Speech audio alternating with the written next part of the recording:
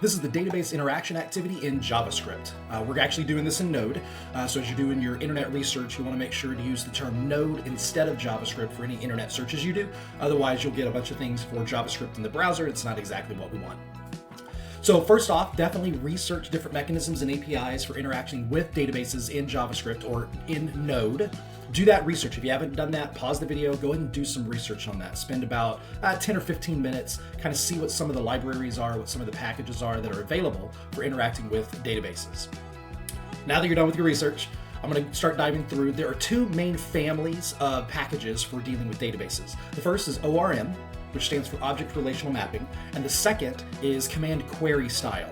I'm going to use one of each. So we're going to do an object-oriented object relational mapper, an ORM. I'm going to use Sequelize. And there's a few of them out there. You're free to use any of those. In fact, the more you practice with them, the more you try them out, the better you're going to get with all of these different libraries. I'm going to use Sequelize, and then there's a library called PG for Postgres that I'll use for the Command Query Style.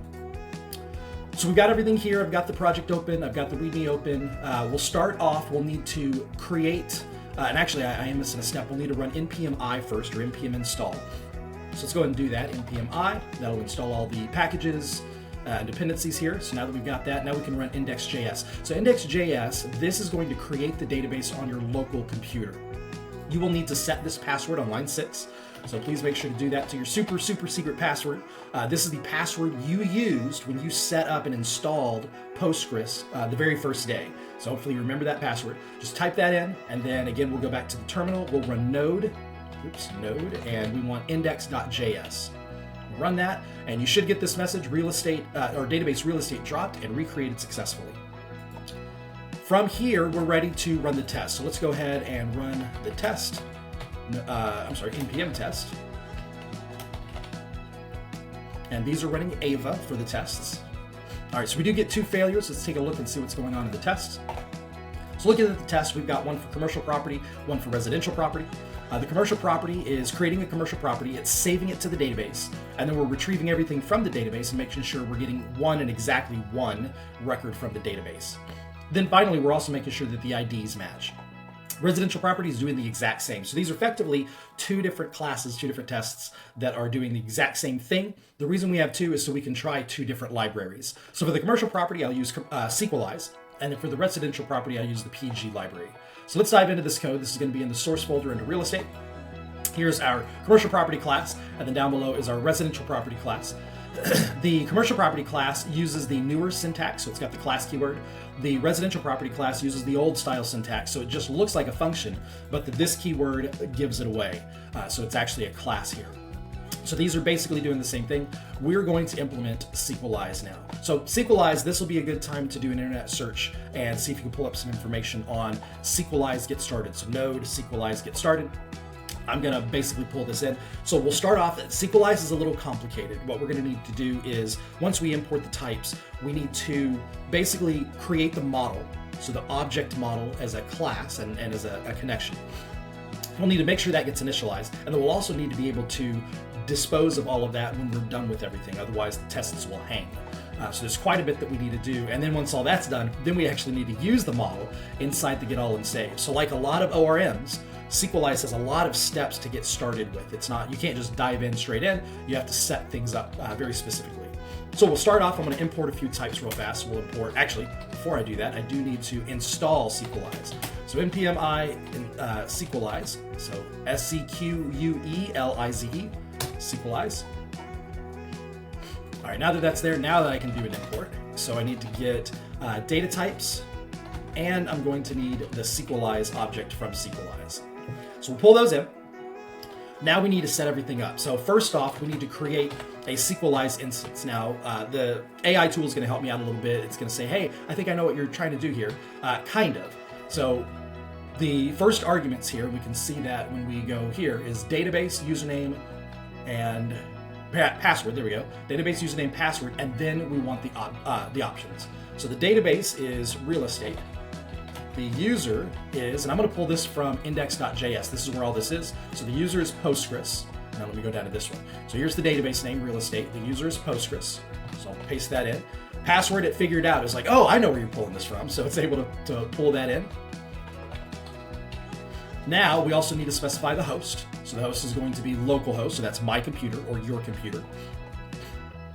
And then finally we need a dialect, and the dialect does need to be Postgres to make sure it knows that this is the Postgres SQL project. So that's our Sequelize object. Now we need to initialize this, and we need to be able to disconnect or dispose of it. So I'm going to do, there's lots of different ways to do this. You're going to see different patterns out there. I'm going to try to keep it as simple as possible for now. There are more robust ways of dealing with this. But I'm going to create a variable is initialized equals false. And I'll create a function that will say ensure initialized. It will say if is initialized, if it's already initialized, we will just return. So just exit out of the function. Otherwise, is initialized equals true, so we are initialized. And the initialization needs to be await Sequelize authenticate, and then await Sequelize sync. So the sync is going to synchronize our models, which we haven't created yet, with the database. So here's our initialization. I also want to go ahead and create a disconnect function. And we'll say if not initialized, again, return. We'll await Sequelize.close and initialized equals false. So we will de-initialize. That way we know we need to reinitialize. So this is just some setup commands. So we now have the ability to initialize Sequelize and then disconnect from Sequelize. Now we're ready to create the actual mapping. So we're going to map commercial property, the class, to the commercial property table. And that is, again, in index. We can see it here, commercial property. It's got an ID, street address, city column, state abbreviation, and postal code columns. So we need to create a mapping to these. And we're going to do that by creating, so we'll do commercial property. You could call it model. I'm going to call it record, just a different term. It basically means a record from the database. So this is Sequelize, define. This will be, so the model name, so that's probably fine, it's commercial property. And now it's going to help us out with some of the properties. So we know we're going to need an ID. The type is UUID, so that's good. Default value. So this default value isn't going to actually work. I'm going to add some other things. It's not quite helping me where I want to go. So primary key does need to be true. The default value for this, I'm going to call Sequelize again and say literal. Now it's helping me correctly. I want it to generate a random UUID on Postgres. And then we'll say allow null false to make sure it doesn't add any false values. Street address, yep, data type string of 100. Allow null is false, that's excellent. So city, again, data type string 50. So these numbers, 150, these are the lengths of the strings, or the max lengths of the strings. It's picking that up from the index.js. So it's able to see some of the rest of your code that you have open and infer some things based on that. So I'm just letting it autocomplete. I'm reviewing the code as we go to make sure it's not doing anything silly, but everything so far seems exactly right. All right, so now table name is commercial property. We want to make sure that's specified. We're not using timestamp columns, so we can leave that empty. And that'll conclude it. So I think that basically sets up the commercial property record. So a lot going on in this code. We've got a const commercial property record. We're using Sequelize.define with the name of the model, not the name of the table. So it's the model name. And then from here, we are setting up the mappings for the columns. So the ID column, we can see a type is UUID. It generates a random UUID. The rest of these are strings. We're allowing false null, or we're not allowing false on all of these. So no nulls are allowed. That basically takes care of the mapping. So now that we're done with all that, now we're ready to potentially use this commercial property record class that we've created. So we're going to get down into the save and the get all. I'll start with the save just so we can see the round trip, because we'll save first. So here, what we're going to do is we're going to call ensure initialized, but ensure initialized is an async method. So I need to await that, which means I need to turn save into async. Since I've turned saved into async, this is the problem with async. I do not like that this is implemented this way. I wish languages would not force you to have to propagate this up. So save now on commercial property, I have to await save here, and because of that, I have to make this function async. So that's a lot of junk that we have to do just to get this thing to work with async and await. But if you if you call an async method, you now have to propagate that async all the way up. So your function calls have to be async, and you have to await any async method. Again, I wish there were a better way. You don't have to do that in C#. There is a way to exit out of an async function without propagating async back up. But just know that in JavaScript, you can't do that. So we'll await this async, and I know that I need to await because it returns a promise of some sort. So you can see that there. So there's the ensure initialized. Then I'm going to await commercial property.create. It is helping me out here. And we're going to go ahead and specify, we're going to pull these values from ourselves.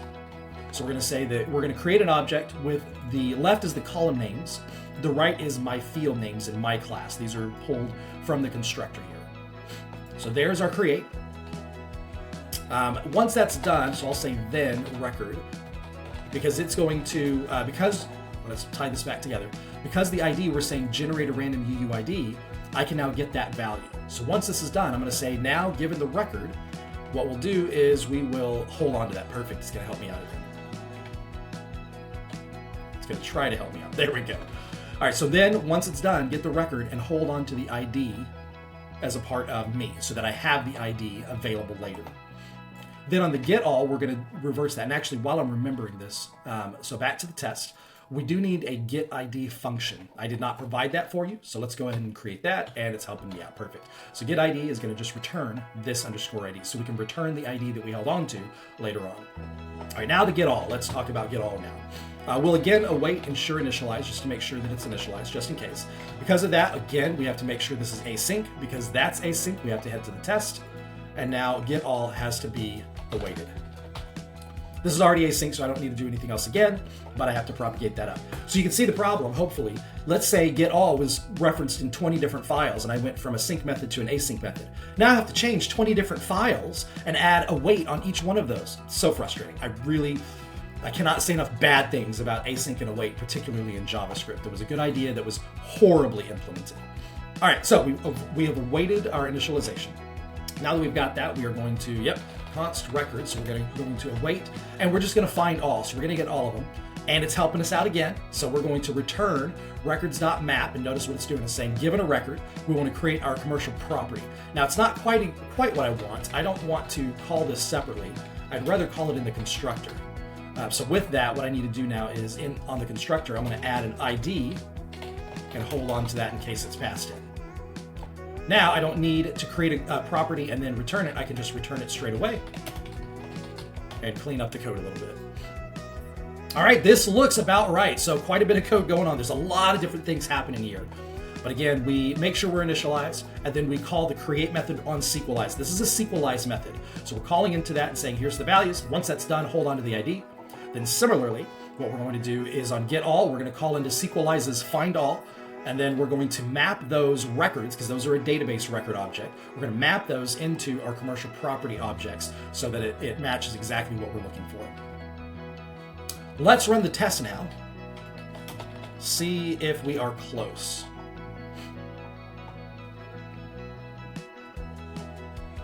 All right, so we do have a problem on residential property. Commercial property, we do have a rejected promise. Okay. So I think there's a few things that might be happening here. Let's look and see what's going on. All right, so we have a database error.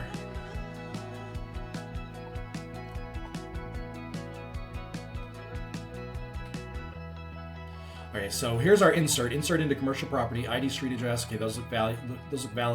Random UID 1, 2, 3, 4. Returning. Oh, street address with a capital A does not exist. Okay, so looks like there may be a typo in our mappings. There is, okay.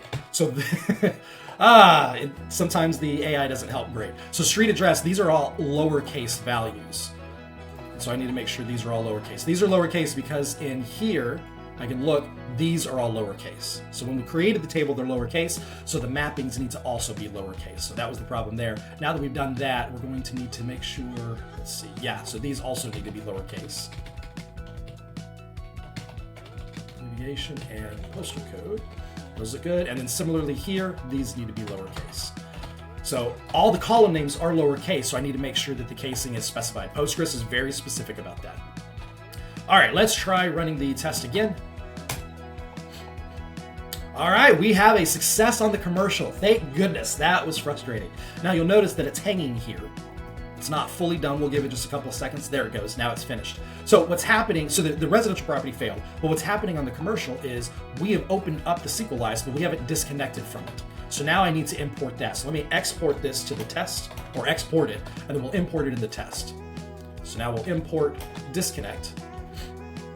And now at the end of commercial property, we will await disconnecting, because in here, we're going to disconnect from Sequelize, so I only need to do this as a part of save. So now that I've got that, this should work better. So now commercial property is failing. What is going on? So the reason it's failing now is we're not clearing out the data from the database each time. So we're going to need, and now you can see the difference, right? So it says, hey, I expected there to be 1, but there were actually 2. So now we need to also reset the data. So I'm going to create a function here in the test.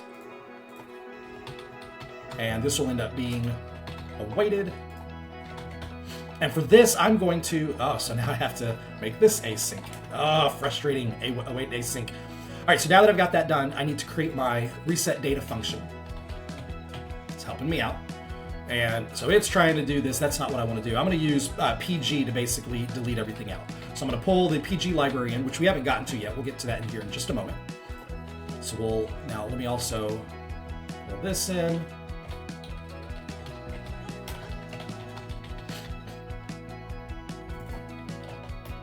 Yep. All right, so there's that.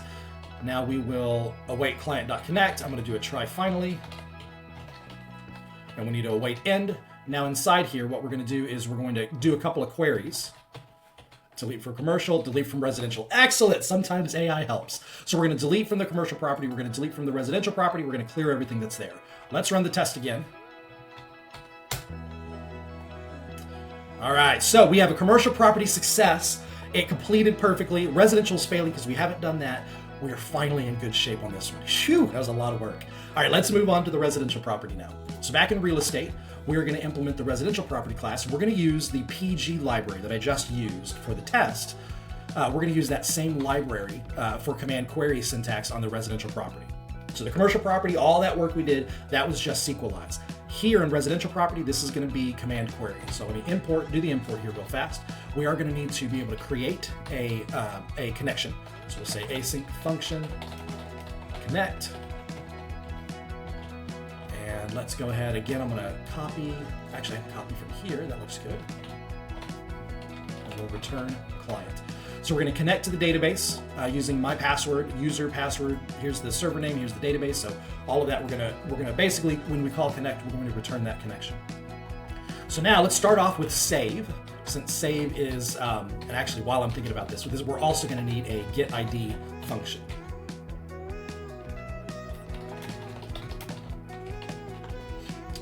We're going to need to add to that. So let's make sure ID can come in. This ID equals ID. All right, so now let's head to save. So the reason I know we're going to do that, one, I just did it in the commercial property, but two, here in the residential property, you'll notice there's a get ID function. We're going to need that get ID again. Okay, so save here, what we're going to do is we're going to start with, so again, this needs to be async, because this is async now. I need to await, and I'm going to need to do the same thing on get all. So let me go ahead and just do that on get all.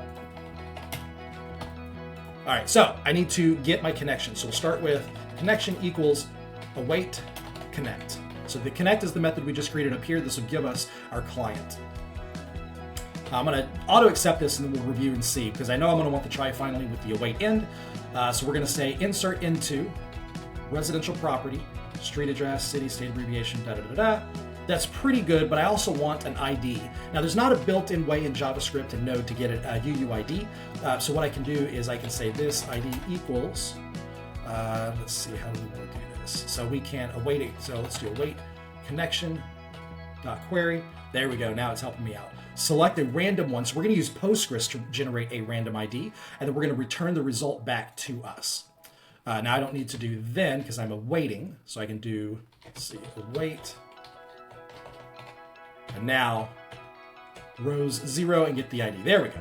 So we're going to await this command to get our ID. Now that we have that, I also want to insert into the ID column, which means on my values, I'm going to need to do a $5, and then the first argument is this ID. So we're adding the ID to the list of parameters. We don't need to return the ID. We just await the connection.